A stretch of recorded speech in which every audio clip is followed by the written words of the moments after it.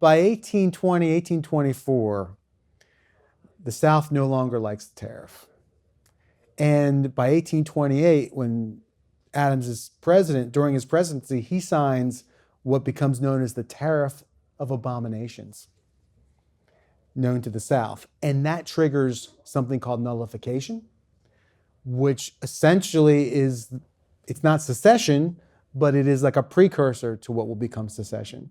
So the tariff, in a way, Civil Wars fought over slavery, but the tariff was one of those bricks in the wall, if you will. Good evening, everyone. My name is Sabrina Blasik, and on behalf of Harvard Bookstore, I'm so excited to welcome you to our event with Bob Crawford, presenting his new biography, America's Founding Son, John Quincy Adams, from President to Political Maverick, in conversation with Jennifer Moore. Bob Crawford is the bassist for the Grammy-nominated band the Avett Brothers, and the creator of multiple podcasts about history, including Founding Son, John Quincy's America. In 2020, he earned a master's degree in history from Arizona State University. He is also a managing partner for the Press On Fund, an organization dedicated to fighting childhood cancer. His new biography of John Quincy Adams, America's Founding Son, explores Adams' turbulent government career and tells the tale of how he subsequently found himself at the center of the coalition that leveled the first blow against the Southern slavocracy. Accessible and entertaining, America's Founding Son is a brilliantly rendered portrayal of our nation's greatest public servant and original political maverick, whose legacy is often overlooked, yet whose life shifted American politics forever. Joining him is Jennifer Moore, the senior statewide and features editor at GBH News, where she oversees feature stories across platforms and leads a statewide collaboration between 3 newsrooms. She's also the editor of From Colony to Commonwealth, the rolling series about Massachusetts' role in the American Revolution. Now, please join me in welcoming Bob Crawford and Jennifer Moore. Thank you. So good to have you here, Bob. Welcome. Jennifer, thank you so much. It's so great to be here, and thank you all for being here. Absolutely. Well, we want to start with what sparked this project. What was it about John Quincy Adams, who is familiar to these parts, of course? What was it about him that jumped out at you and captivated you first? Many years ago, on the road, touring in the back of a 15-passenger van, I read a book by Sean Wilentz called The Rise of American Democracy from Jefferson to Lincoln, probably about 2005. And this is a period of history that I knew nothing about. We were involved in the war in Iraq, the wars in Iraq and Afghanistan, and David McCullough had been on all the TV shows talking about John Adams or talking about 1776, and I was captivated by the way he talked about history, so I read his books. And then this was the next one I read was Sean Wilentz's book. So I thought, like, if I can just kind of move in order from the Revolution up to present day, I could kind of understand how we got to where we were at that point. That's not the case. You can't do that. Well, you should do that, but I don't know what you're going to learn, really. But when I got to this period between the Revolution and the Civil War, it was so rich with characters, so much crisis going on in this young nation. You know, this is a moment where the founders are kind of leaving the stage and their children are taking over. And, you know, the next generation always messes everything up. And that's kind of what I like to call this period America's tortured adolescence. And so, you know, I would be reading and you get to the Monroe Doctrine, and John Quincy Adams, he's Monroe's Secretary of State. And here's the son of John Adams. And you keep reading, and it's the 1824 election, and here comes John Quincy Adams again, but now he's standing for the presidency, and he's involved in a corrupt bargain, stolen election. You keep reading, you know, and then, oh, here's John Quincy Adams again. He lost re-election, but now he's in the House. This guy's a congressman? And you keep reading, and then he's defending the First Amendment.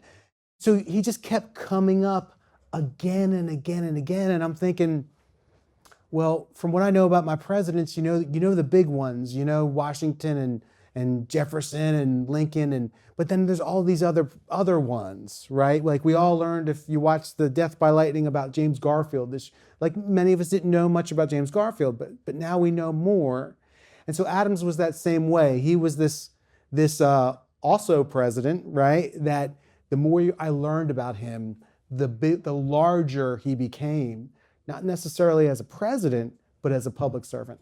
So, okay, you talk about the parallels, and I definitely want to come back to that because that was striking in the book, the parallels to modern day. But you describe him throughout the book also as a political maverick. Tell us what you mean. Well, he was always kind of above party, if you could say. He didn't want to be involved with party. Party was like in Washington's farewell address. He warned us about the dangers of factions. And Adams was always critical of all the parties. He thought that our government was filled with people who were craving for power. And he thought that was the game, and he didn't want to play that game. So when does he begin to I believe he begins to define himself as a maverick? Well, he's in the Senate during the Jefferson administration. He's a Federalist senator from this state. And he defies his party by supporting Jefferson with the Louisiana Purchase and the Embargo Act. And so then he starts to serve these Republican presidents. He is appointed to as the first minister to Russia by Madison. He is appointed by Madison to, negotiate the Treaty of Ghent. He's two-term Secretary of State for Monroe, and here he is. He's like a son of a Federalist, stronghold, and here he's immediately defying, like his party, his father's party. And he wasn't always, or even like he wasn't commonly popular. Like he ticked off a lot of people, right? Yeah, I mean, that's what happens when you're above party. Kind of a pleasure in doing so. And this is like what's behind the knowledge that we all can have of John Quincy Adams. He left behind a 14,000-page diary from when he was a teenager until just before he died at the age of 80. And in that diary, he tells us exactly what he thought of Henry Clay, John C. Calhoun, you name it. He just called out he called out people on their BS. And he called people for what they were. But also in that diary, there's a lot of self-criticism.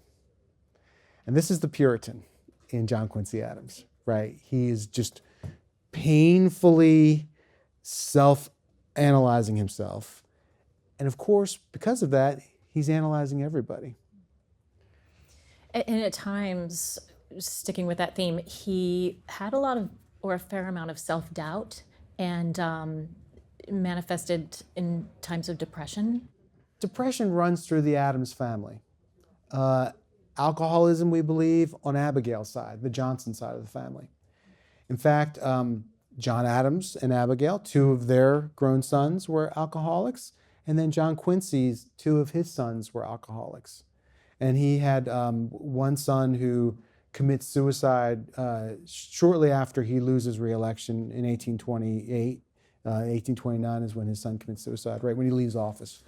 And then he has another son, John Adams II, who essentially drinks himself to death. And on top of that strain of disease and illness that ran through that family, there was depression, like straight up. Like, see, John and Abigail Adams were so hard on their boys, like because John, like, again, the Puritanism. John and Abigail, they sacrificed everything for this to form this nation, and they put the pressure on all of their boys that you need to live up to that, and you need to be the preserver of this nation.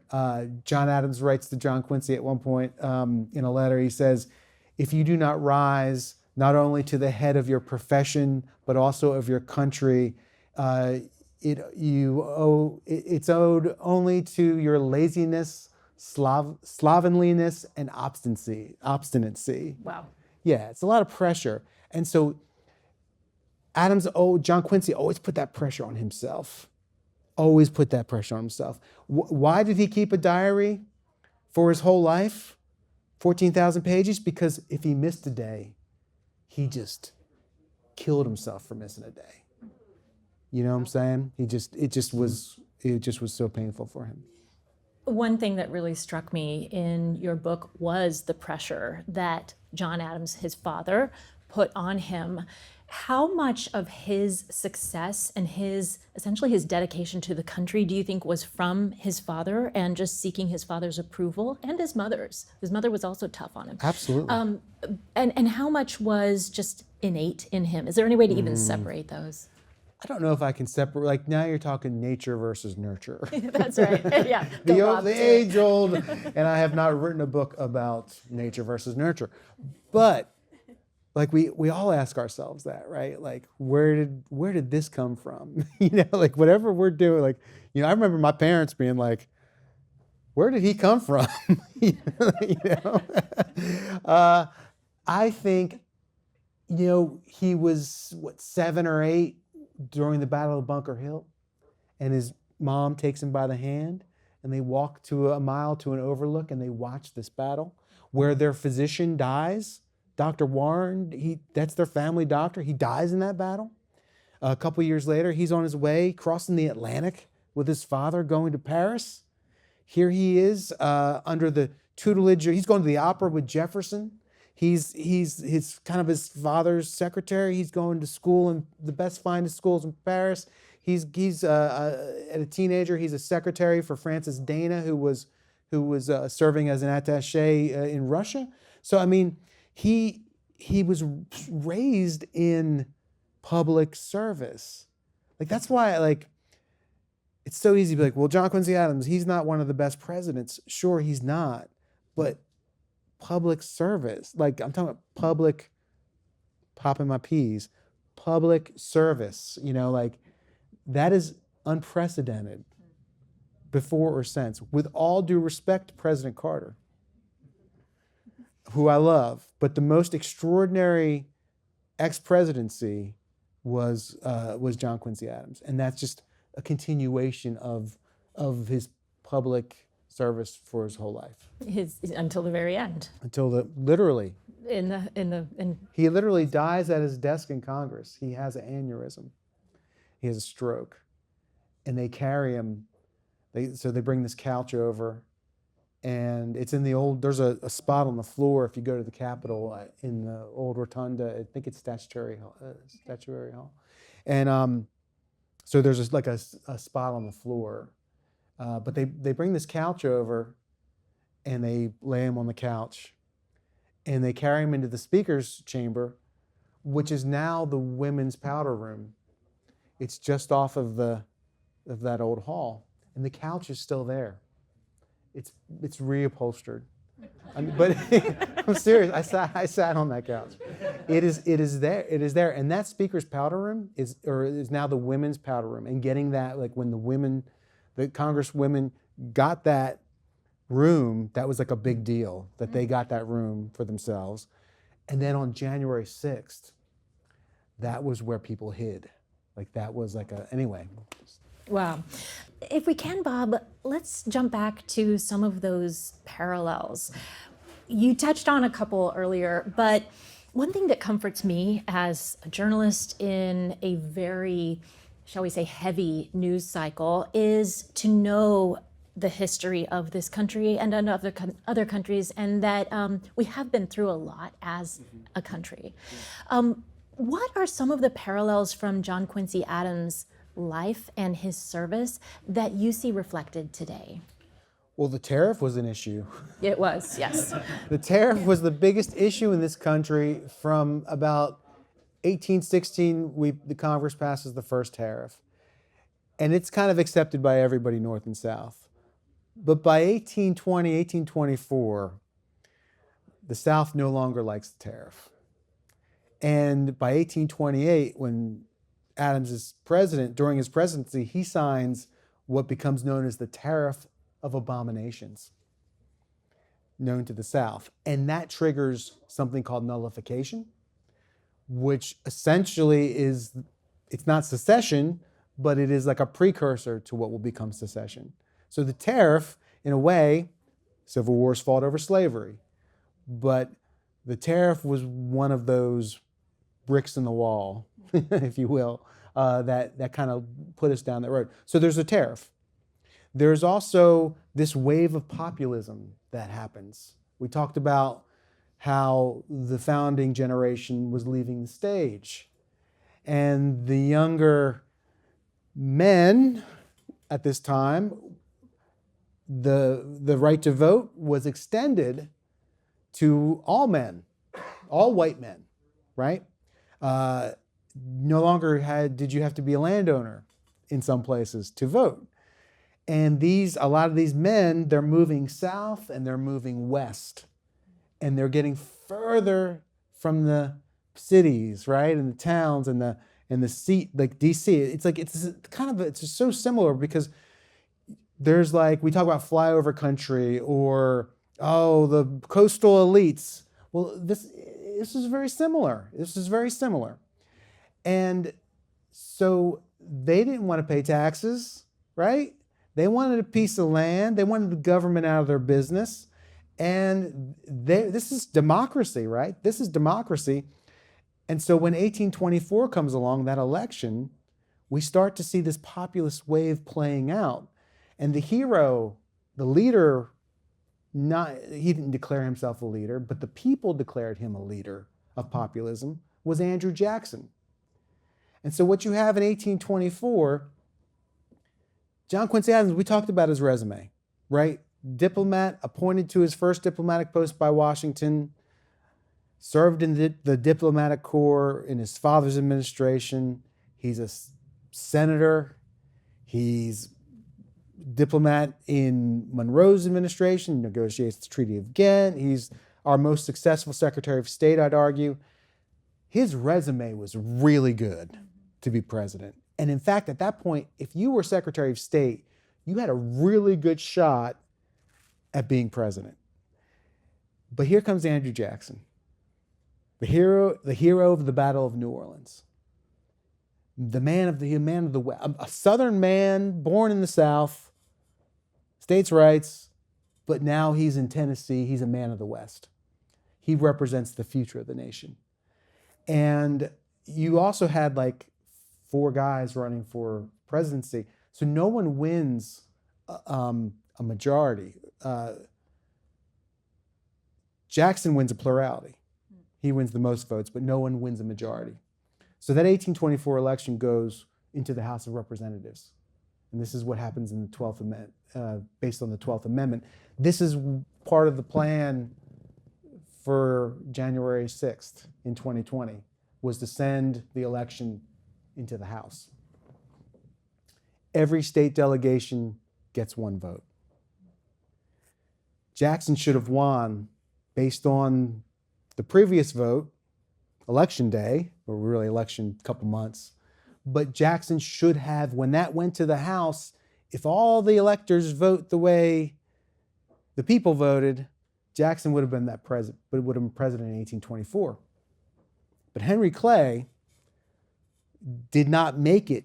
He was the 4th guy. So the top 3 vote getters go to the election in the House. It was Andrew Jackson, John Quincy Adams, and William Crawford. Henry Clay was number 4. He could not be president, but he could be kingmaker. And he was from Kentucky. And long story, you can read about it here.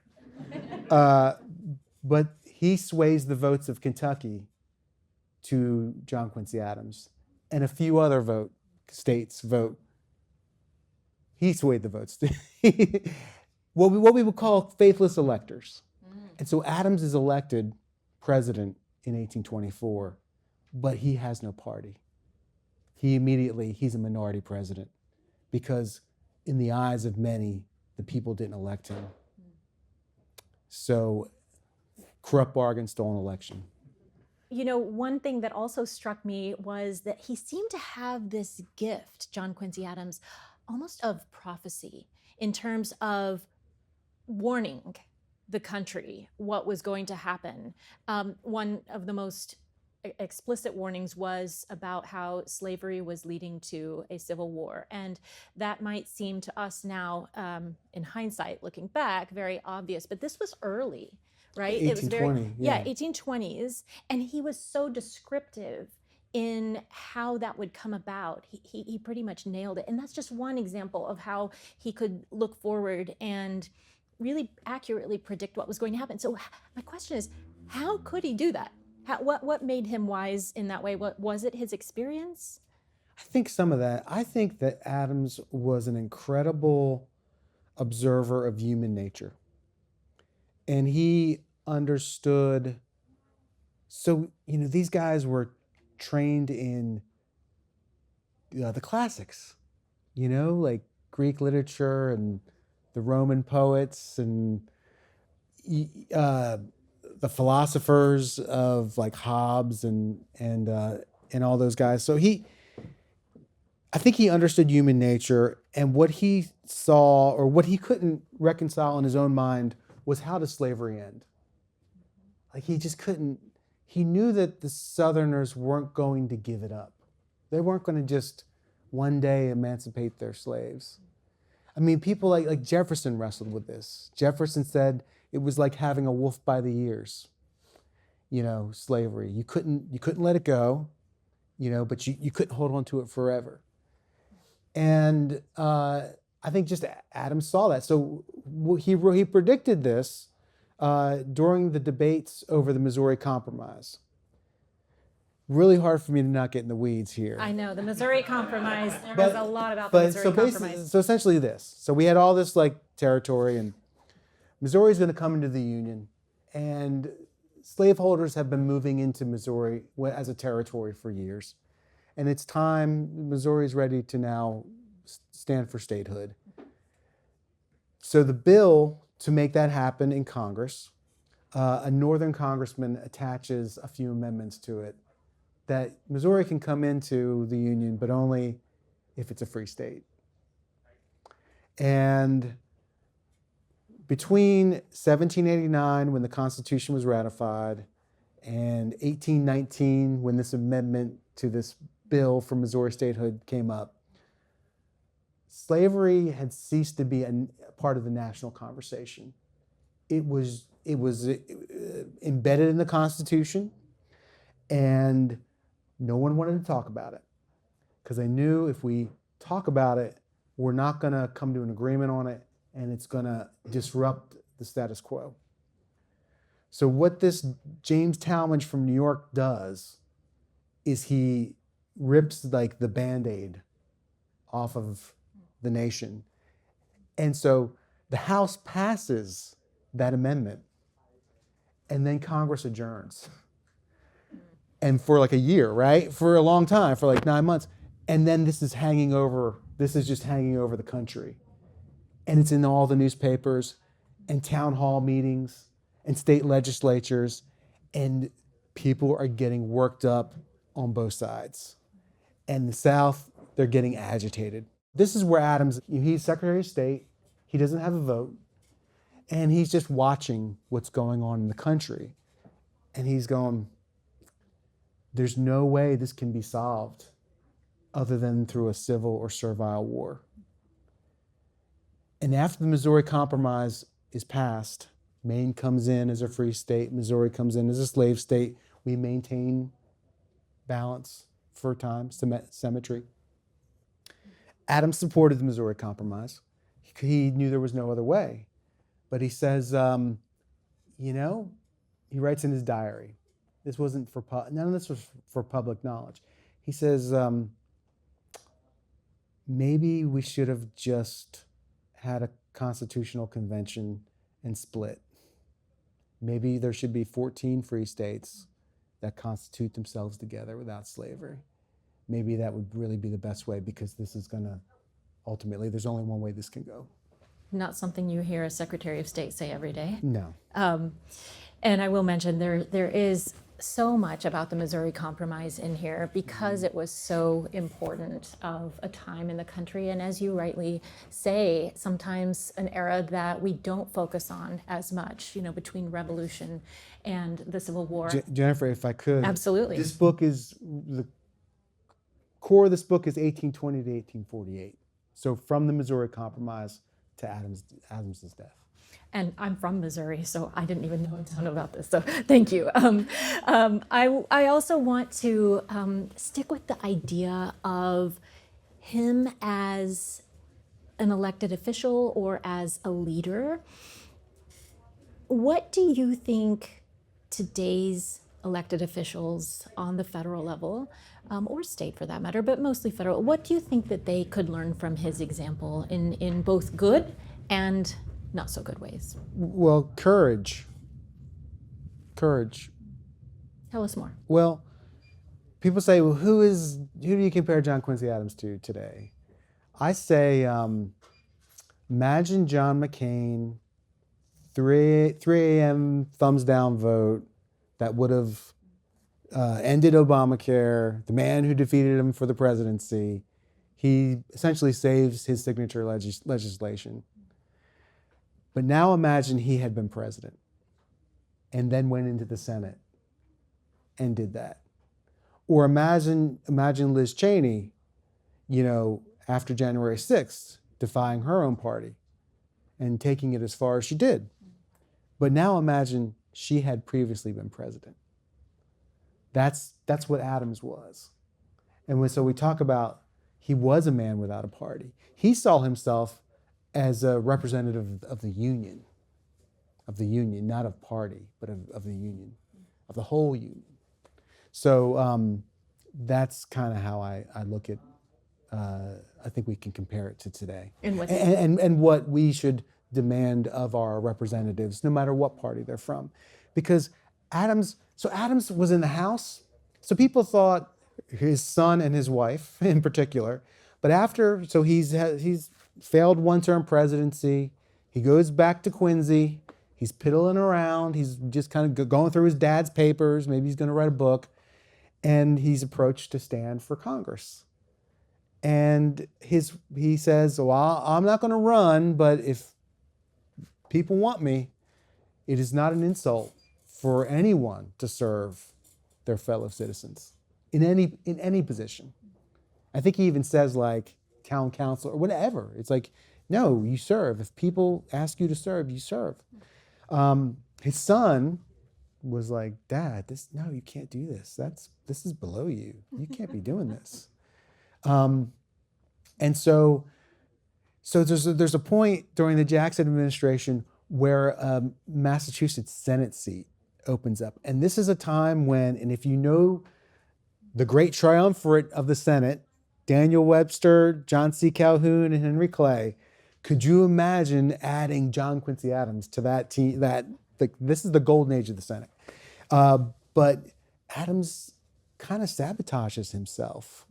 He sides with Andrew Jackson on an issue and takes everybody off in Massachusetts. Like he just could not play the game. Like he could not allow himself to play the game. And yet he stayed in until the very end. It's fascinating. And he stays into the very end. He had some battles for sure. Yes, of course, please. I love going down rabbit holes, and I love to hear myself talk as well. I learned this from my wife, but I love to hear myself talk. But he could have been a Supreme Court justice. Madison wanted to appoint him to the Supreme Court, and he didn't do it. So, what is the thing that surprised you most in your research about him? What's something that just totally floored you? He was notoriously a cold man. His son said that his father had an iron mask, wore an iron mask. But as he gets involved in defending the First Amendment and defending abolitionists, they were anti-slavery activists. And he starts to defend their right to freedom of speech in the House. And they're like, oh man, we got him. We got a leader. We got a guy on the inside. But he will never become an abolitionist. But he will always defend them and defend their right. But as the years go on, he grows closer with them. And he forms these relationships with a couple of these guys. And that's really a big part of this book as well. And you see this tenderness, like these real respect. There's this he's got more respect for a Quaker abolitionist who walks across Mexico 3 times to try to purchase land from the Mexican government so he can have a colony or a community of freed blacks, and so he can prove to the world that they can grow produce and be productive. And he's trying to, this Quaker, he's just trying to end slavery. He says he wants to break one link in the chain of slavery. Like that's what he's called to do by God. Adams has more respect for him and more tenderness for him than he does for a Henry Clay or one of his contemporaries in high public office. So seeing, there's one part where he goes to Philadelphia, it's his birthday, and he's hanging out with, does anybody know who the Motts were? Lucretia Mott and her husband. They were these big abolitionists. And he goes and he's hanging, I imagine he's going to a house party, like a dinner party with all these abolitionists. And he writes about in his diary, he's like, talking about what a great time he had, and the only embarrassing thing about the night was, well, I talked too much and I controlled the conversation for the evening. And then after that party broke up, he and this guy Benjamin Lundy, they go out and they're talking for another 2 hours hanging out. And you just, like reading his diary, you can hear it. You can hear this, like he found his people. Like he became free in some way, with his personal emotions to have like friendships. You say you like the sound of your voice, but you're sitting next to a broadcaster. If you've ever tried to rustle a mic away from a broadcaster, good luck. So you may have met your match, Bob. Yeah, I want to pivot just a little bit and ask you about your methods as a researcher and as a writer. So where and how did you do your research? What was your approach? Well, the core was his diary, which is, I guess everybody here knows Massachusetts Historical Society. On Boylston. They are like the best in the world. And everybody should support WGBH, and everybody should support Far Off, and everybody should support the Massachusetts Historical Society. So they are the custodians of the Adams papers. And they have set up this thing called primarysourcecoop.org. So it's in the back of the book. You can go there and you can read his whole diary. And it's a scan of the actual written page, and then translation or whatever, it's typed out. Transcription, yep. Transcription. And you can search by the date, you can search by a name, you can search by a phrase. And it is such an incredible resource. And sometimes I just go on there and like pick a couple days out of like randomly. And you could have we should do, this is like the band talking. You could do like a devotional, but like the Daily Adams. And you can pick a date, take like the best, like March, whatever this is, 12th from. Pick a year, go through all of them, pick the best one, and like this is March 12th. Anyway, so that was a big part of it. That was like the core. And then the Congressional Record, the Congressional Globe, it's all online. It's all online. And the university, the records of Congress are in a few places. The place I found it most easy to access and most just like where I could get there, what I was looking for quick, University of North Texas. Wow. Has that, and that was great. And then I came to Mass Historical Society a couple days and did some research there. I went to the Library of Congress. Benjamin Lundy, who I spoke of earlier, he was the editor of an abolitionist magazine newspaper called The Genius of Universal Emancipation. And they are all at a research place, a library in Columbus, Ohio. And I hired a genealogist to go and scan them all. So if you're if you're doing research for something and you can't get somewhere, genealogists, part of what they do is they'll go, you tell them what document, you tell them where to get it, and, for a fee, they'll go and get your documents for you. Fantastic. Okay, and last question before we turn it over to the audience. You are a Grammy-nominated musician. You are on the road. You're getting ready to go back on the road. Music takes up a lot of your time. How did you do the writing and the research? How did you incorporate that into your other job? Well, so we all know, think to the 60s, 70s, and 80s, and think of your favorite rock band. And being on the road with a band leaves you with a lot of idle hours. And so where traditionally we think of musicians on the road, what do they do with their idle hours? They practice the arts of self-destruction. And, I am a believer that, look, if somebody's looking for a party, it's always there, right? If somebody wants to find a party, they're going to find a party. But a lot of the musicians we meet with on the road, the other bands that we play with, our band, people are working on their projects. They've got their yoga practice. They're trying to find good, healthy food to eat. They got their workout routine. It's got we all got projects we're always working on, things that are healthy and productive. And we don't typically need to be anywhere until 2 p.m. for sound check. And I'm 55 years old, which means that I can't sleep later than 6:30 in the morning, no matter what time I go to bed at night. And that gives you an 8-hour workday. I got a whole workday in before I had to go to work. The hardest part of doing this book and how often I worked on it on the road, home's a different thing. You got to work after everybody goes to bed, and you got to get up 3 hours before everybody gets up to really be able to concentrate.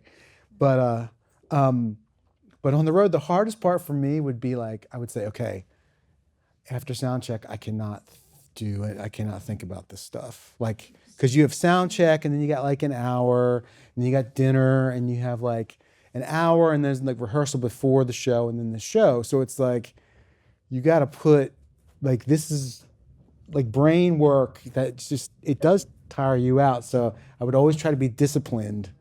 And then sometimes when you're you feel I'm making progress here, it's hard to put it down. You don't want to be about to go on stage thinking about John Quincy Adams. So I was just going to ask. You're not up there thinking of I'm John up there Quincy thinking Adams. okay, so this guy was here, and where did he go? How did he meet this guy? Missouri Compromise. Oh, I got to get off stage so I can go look this up. Okay. We want to pivot and take some of your questions. Hi. So how aware of your audience were you when writing this book? Because I think normally when you write a history book, it's history people reading it. And I think because of who you are and the audience that you already have, there are a lot of people who aren't usually in this genre that are going to be reading this book or picking it up or interested in it. So how much were you thinking about that throughout the process? So prior to writing the book, I did a podcast, and I worked with this guy, my producer, James Morrison, and he was kind of a story editor. And so I did all this research, and I would write things out. And then he had worked at NPR and stuff. And so he would take out all the rabbit holes and all the getting in he just kind of would get to the so we had to really pare things down, which really made this book exciting to write. But we kind of established a tone in the podcast series that was really conversational, and it was even kind of I'll say tongue in cheek, but I like to think of it like taking somebody by the shoulders and saying I got to tell you about this, and using slang, our contemporary slang, and throwing in things in John Quincy Adams' first annual message to Congress, he says that we should not be palsied by the will of our constituents. And he's that is comparable to Hillary Clinton calling half the country a basket of deplorables. And that was the effect of him saying palsied by the will of your constituents. He's telling Congress members, hey, I want to fund infrastructure, is essentially what he's saying. He wanted government, federal money, taxpayer money, to go to the construction of roads and bridges and canals to connect the young nation together. And so he's telling them, like, look, even if your constituents don't want this, you should not be palsied by the will of your constituents. This is the right thing to do. And so drawing that parallel between because then his enemies use that immediately. And what happened with Hillary, that's a way to connect the past to the present and show that, like, one of the big things I learned writing this book was that, okay, people say history repeats, or they say history doesn't repeat, it rhymes. I don't know if it repeats or rhymes, but I know that people haven't changed. Like, we're the same people. Like, it doesn't matter that I've got a computer, we've all got a computer in our pockets. We're still the same people. We're still capable of doing tremendous good to our fellow earth dwellers, or doing tremendous evil and harm to them. And so if we can make that connection, it doesn't matter what kind of language you use. Sometimes historians, and I did grad school history, like, it can be dense, and it doesn't have to be dense. Thank you. Another question. How long does that process take for you from that idea of germinating of, I want to do a book on John Quincy Adams, till a day like today when you're sharing it with all your fans? And then maybe as a follow-up, are you already thinking about the next topic? And would you do this process again? Yeah. Oh, I would like to. I don't know what has to happen with this book for people to let me do another one.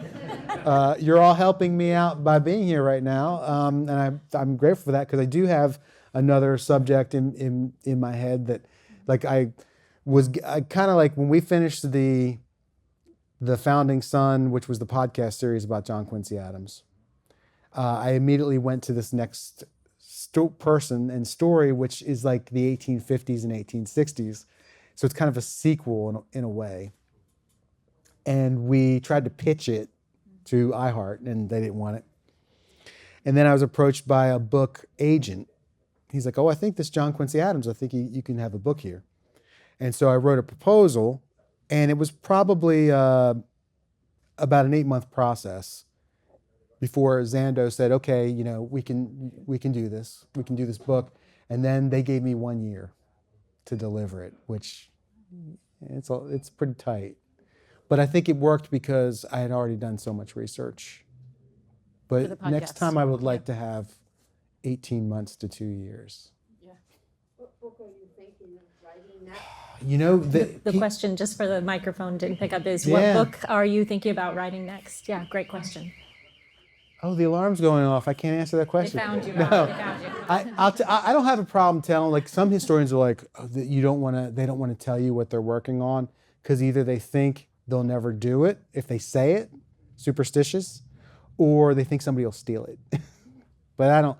I think Sir William Henry Seward, I think he's a great topic, and I've spent a lot of time researching him, and I think there's a story to tell.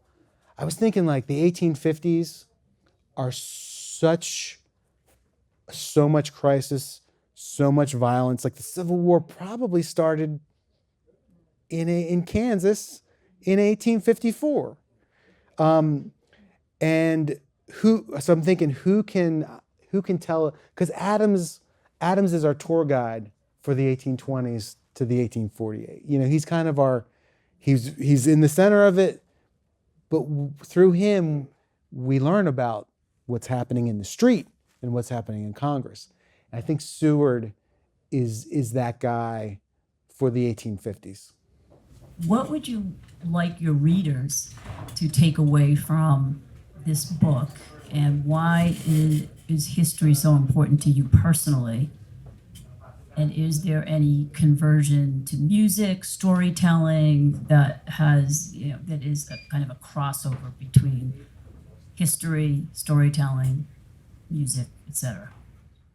Yeah, that's a good question. The voice, I think, that this book was written in is really folksy, right? And so it's just a kind of way, like, Was it America the Beautiful that Kate Smith sang? And then Woody Guthrie wrote This Land Is Your Land as the answer to that? Because there's a rootsier way to say something. I don't know. I think that's, when I pitched this book in the proposal, I was like, this is a history beach read. This is not a cradle to grave 700-page tome. This is 300 pages. You got a week off. You can get through it. And it's as fun as this kind of, as such a, it's not a fun topic, but it hopefully there is a rhythm to it. And it is something that kind of carries you along. And then what do I hope people get from it? I hope they want to read another history book. Because this is for the historically curious. The expert, I don't know if they'll like it. I hope so. That's what the back of the book's for, with all the notes. And that was really important to me, to get that right. I worked really hard to get that right.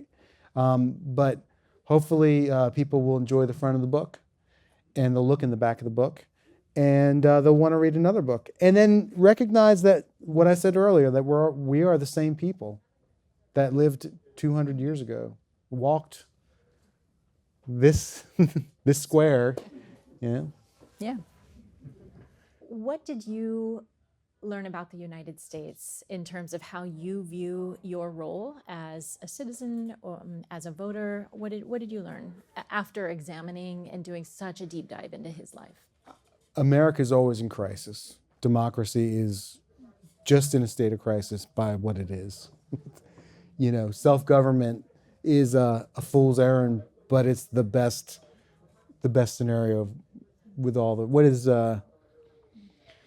was it Churchill? Somebody said American democracy is the worst form of government except for all the other ones. I think that's pretty true. And then, we all have to serve.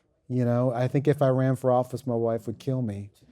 But there's got to be a way we can all serve. And that's by the most essential way is by voting. And just being aware of what's going on, not letting it. Another similarity to today, there's a lot of anxiety in the country, like a lot of anxiety in the 1830s and 40s. Like in the South, there are a few slave uprisings that Southerners are obviously they're paranoid, like they're sitting on a powder keg of humanity, and they're blaming Adams and the Northern congressmen who are defending the abolitionists' right to free speech. They're saying that word is getting down to the enslaved people, and there are people in the North, up in Massachusetts. They don't want to free the enslaved people. They won't, because they know it's going to tear the country apart, and it may take their jobs. What are these? These people are going to be emancipated, and they're going to take my job. So there's just a lot of hostility and anxiety, and obviously that's what's going on today. So much to learn from this book. Unfortunately, we are out of time, but I want to thank all of you for being here. Thank you for the fantastic questions. Please join me in giving a round of applause to Bob Crawford.